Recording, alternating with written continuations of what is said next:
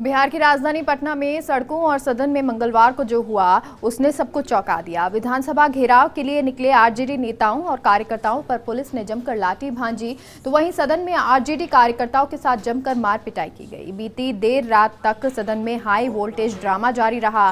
विधानसभा की इस झड़प में करीब दर्जनों नेता और कार्यकर्ता घायल हो गए। फिलहाल सभी घायलों को इलाज के लिए पीएमसीएच में भर्ती करवाया गया है। वहीं इस मामले में पटना के गांधी मैदान और कोतवाली थाने में नेता प्रतिपक्ष तेजस्वी तेजप्रताप यादव, रतन यादव, जगदानंद सिंह और रितु जायसवाल समेत 15 नामजद और 3000 अज्ञात कार्यकर्ताओं के खिलाफ एफआईआर दर्ज कराई गई है।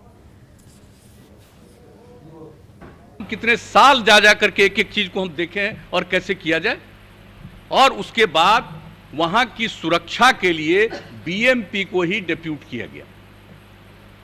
अब आप देख रहे हैं जो, और इसके बारे में जो इन्होंने बता दिया, दरभंगा में ये काम को जो सौंपा गया है, एयरपोर्ट जो वहां पर बना है, तो ये सब काम और अन्य प्रकार के जिन बातों की चर्चा की गई कि कई प्रकार के काम में इनको लगाया जा सकता है वहां की सुरक्षा में। अब जब किसी चीज को, पुलिस बल को या इस प्रकार के बल को आप कहीं कोई सुरक्षा में या देखभाल के लिए लगाएंगे और वहां कोई क्राइम करेगा तो क्या करेंगे? क्राइम करेगा तो उसको पकड़ करके नहीं, आप उसको गिरफ्तार करके और उसके ऊपर कार्रवाई करने के लिए जो प्रोसीजर है उसके मुताबिक से आगे बढ़ाइएगा, छोड़ दीजिएगा।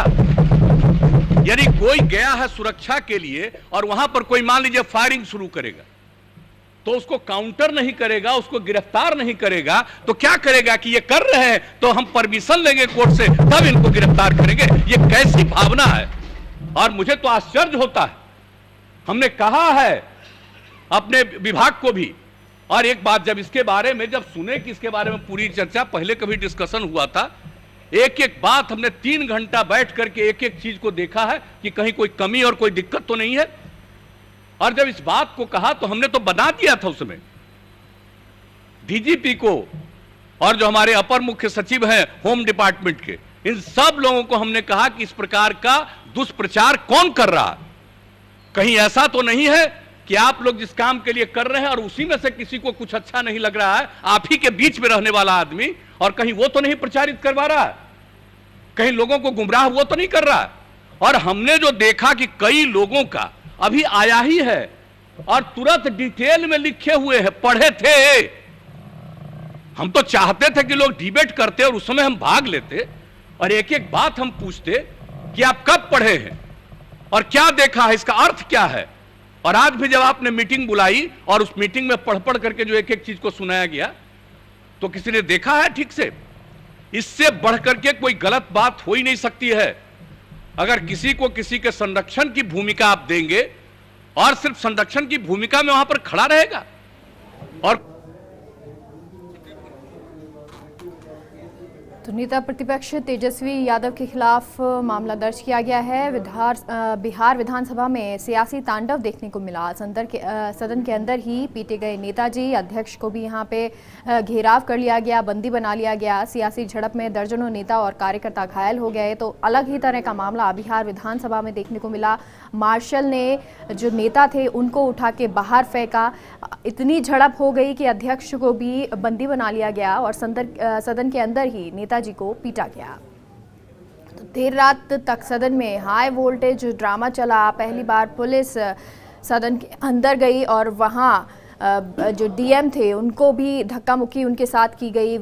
ये बिहार विधानसभा की तस्वीरें हैं जहां पर इस तरह का सियासी तांडव देखने को मिला। सदन के अंदर ही नेताजी पीटे गए, तो वहीं अध्यक्ष के साथ भी बदसलूकी की गई। वहीं कलेक्टर की बात करें तो उनके साथ भी धक्का मुक्की की गई। ये अलग ही तरह का नज़ारा, सियासी तांडव बिहार विधानसभा में देखने को मिला है। कानून पेश किया गया जिसके विरोध में आज हम सब लोग खड़े थे, और बिहार के ही नहीं देश के इतिहास में ऐसा होगा कि सदन के अंदर पुलिस को बुलाया गया। एसपी खुद वहां उपस्थित रहे, डीएम ने खुद विधायकों को, जो लोकतंत्र का मंदिर है, विधायकों को घसीट घसीट के जो पीटने का काम किया गया, बाहर निकालने का काम किया गया। हमारी पूर्व मंत्री जो महिला अति पिछड़ा समाज से जो आती हैं, उन नीता देवी का बाल खींच के साड़ी खोल करके घसीट करके जो ले जाने का काम किया गया, आज का दिन जो है काला दिन के रूप में देश की जनता याद करेगी। विधायक जो हैं लगभग 3 लाख लोग उनको चुनने का काम करते हैं।